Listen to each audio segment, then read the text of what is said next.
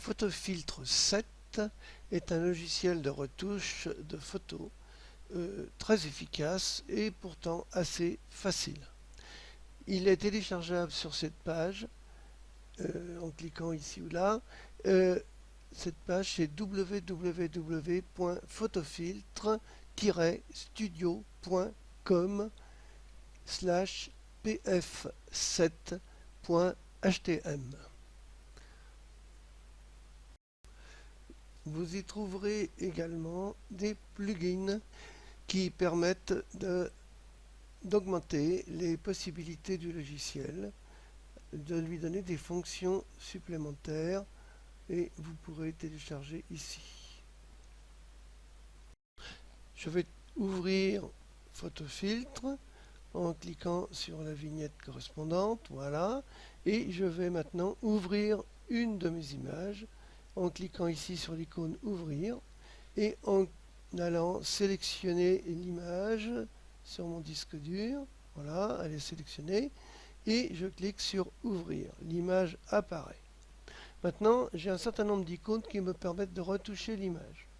Ici, moins de luminosité, plus de luminosité, moins de contraste, plus de contraste. Le gamma aussi que l'on peut modifier. Voilà. La couleur, plus de couleur, moins de couleur. Alors ici, des choses très intéressantes, des niveaux automatiques. Vous voyez, si je clique, bon, j'ai un niveau automatique et ici j'ai un contraste automatique qui rétablit un petit peu automatiquement des couleurs et des contrastes acceptables. Ici, des icônes pour modifier en noir et blanc, en sépia ou en photo ancienne. Ici, pour faire du flou, pour faire du plus net. Ici, pour inverser le côté de l'image. Ici, inverser mais en hauteur. Ici, faire pivoter dans l'autre sens. Ici, donne le zoom automatique, c'est-à-dire pour que l'image occupe automatiquement l'ensemble de la zone de travail. Ici, au contraire, c'est la dimension réelle de l'image. Vous voyez, 100%, c'est écrit ici, la dimension. Bien. Une autre chose extrêmement importante qu'il va falloir retenir, c'est ici qui permet de défaire ce qu'on vient de faire et de revenir à un élément précédent. Ainsi, si on a fait une bêtise, de pouvoir la corriger. Vous voyez, on peut remonter très loin. Ici, par contre, si on est à nouveau remonté un petit peu trop loin, on peut revenir à une étape intermédiaire. Ces éléments sont très très intéressants. Maintenant, quand je me déplace ici, si on regarde ici en bas, j'ai la dimension ici 1920-1080 de l'image, c'est-à-dire c'est largeur, hauteur de l'image. Et là, ce que vous voyez à côté qui bouge, c'est la position du curseur par rapport au coin en haut à droite, à gauche. Photofiltre a un certain nombre d'outils très intéressants et entre autres un outil pour découper. Voilà, je vais ici prendre l'outil sélection et ensuite l'outil polygone. Et là, ça va me permettre de définir un polygone tout autour, par exemple, de cette fleur.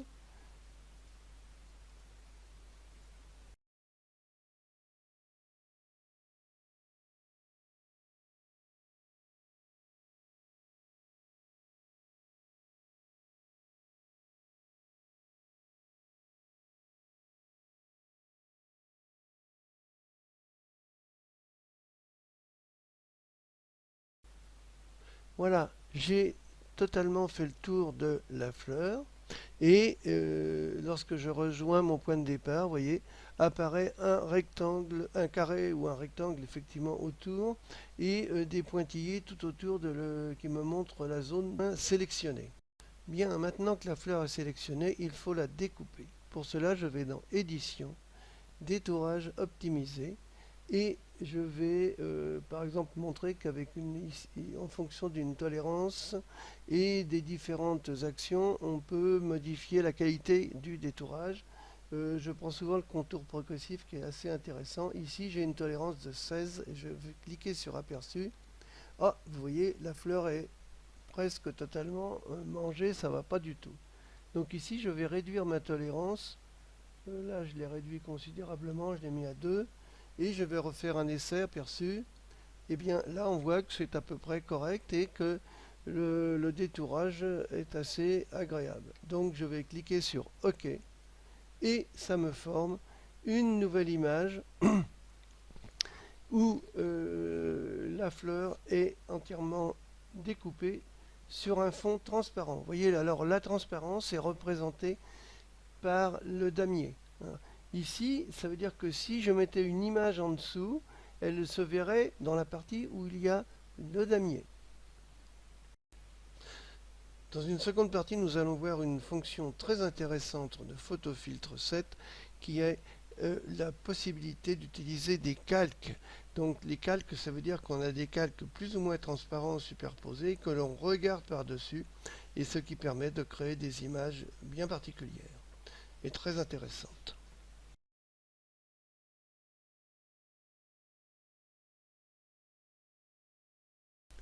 Bien, commençons notre petit exercice avec les calques. Pour cela, je vais d'abord créer une nouvelle image. Cette image, bon, 1920-1080, c'est bien. Je la veux transparente, donc je coche ici. Voilà. Donc pour le moment, c'est une image, oui, en fait, on ne voit rien du tout. C'est quelque chose de transparent. Je vais en plus ajouter un calque, lui-même transparent. Calque, nouveau, vierge. Et là, je mets transparent automatique également. Même taille, OK. Voilà. Donc pour le moment, je n'ai strictement rien. Mais par contre, je vais pouvoir ici dessiner un cercle. Pour cela, je prends l'outil sélection ici, je clique et je vais cliquer sur l'outil, enfin ellipse ici. Et je clique ici, je maintiens cliqué et je me déplace. Vous voyez qu'un cercle apparaît comme ceci.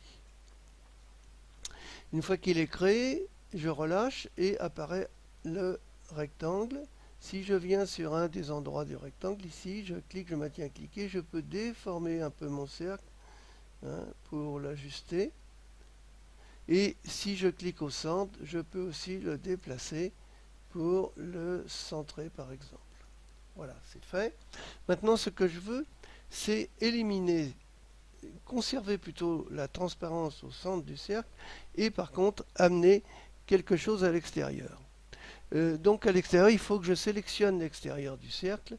Or, actuellement, j'ai sélectionné l'intérieur. Pour cela, il me faut donc inverser la sélection. Je clique donc droit dans la sélection et je clique sur inverser la sélection. Et vous voyez que maintenant, les petits tirets clignotants sont extérieurs et intérieurs. Donc c'est bien ici, cette partie-là, qui est sélectionnée.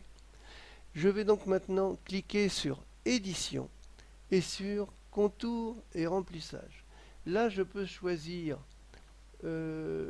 ici une couleur pour le contour. Par exemple, une couleur assez foncée. Je vais prendre par exemple du vert foncé. Ici, je peux régler sa dimension. Par exemple, je vais mettre 15 pixels. Et je vais remplir. Alors pour remplir, on peut soit choisir une couleur ici, même on peut aller chercher une couleur existante à l'aide de la pipette ici, si on clique sur la pipette, ou ici, je vais prendre par exemple un motif de remplissage et je vais, voilà, en cliquant ici sur la droite de motif de remplissage ici, j'ouvre cette fenêtre où je vais trouver par exemple ce motif là, je clique dessus pour le sélectionner et je clique sur ouvrir. Voilà, j'ai sélectionné un motif. Je peux voir en cliquant sur aperçu ce que ça va donner. Voilà ce que ça va donner, donc ça me plaît et je clique sur OK.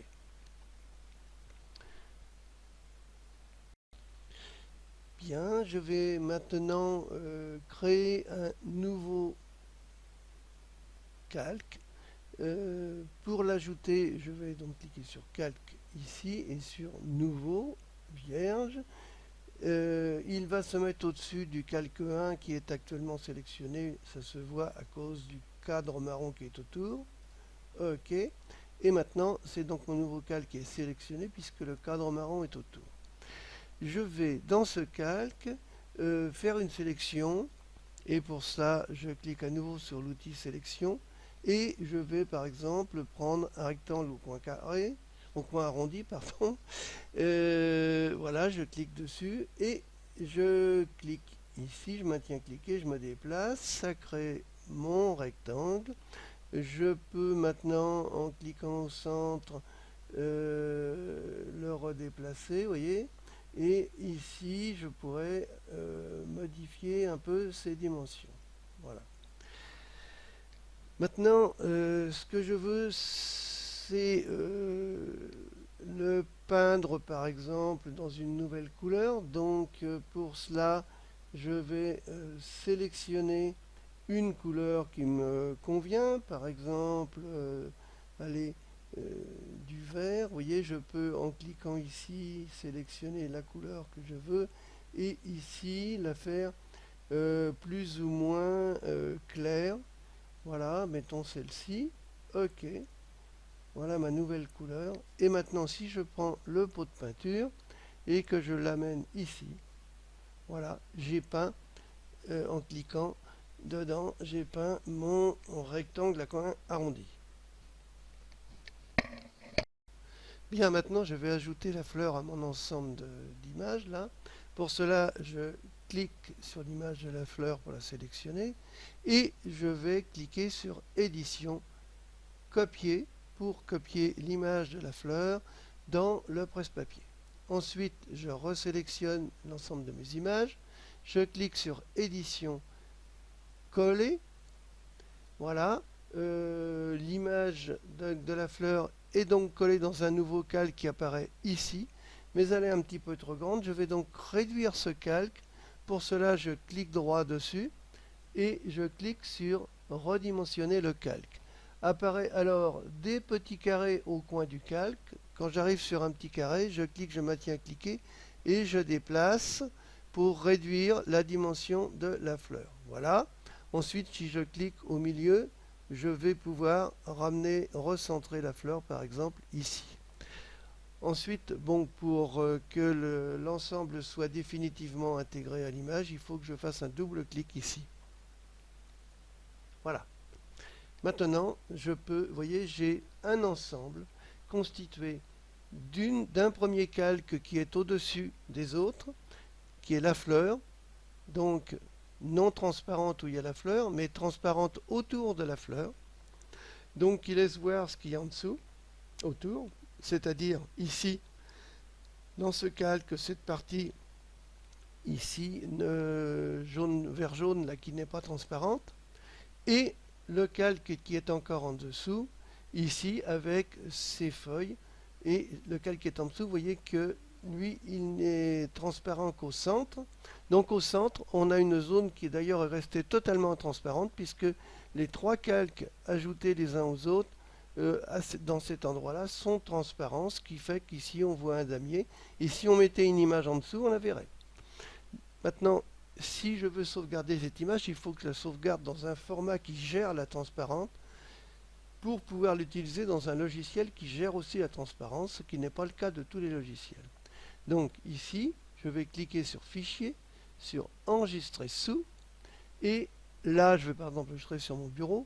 Et alors, le format PFI, c'est un format qui permet de sauvegarder dans l'état où c'est actuellement, c'est-à-dire il y aura tous les calques et ça permet éventuellement de continuer à travailler. Mais moi, je veux dans une image définitive, je choisis donc PNG et là, le PNG, si je l'appelle par exemple essai PNG et que je fais enregistrer, j'ai déjà fait oui, oui, oui.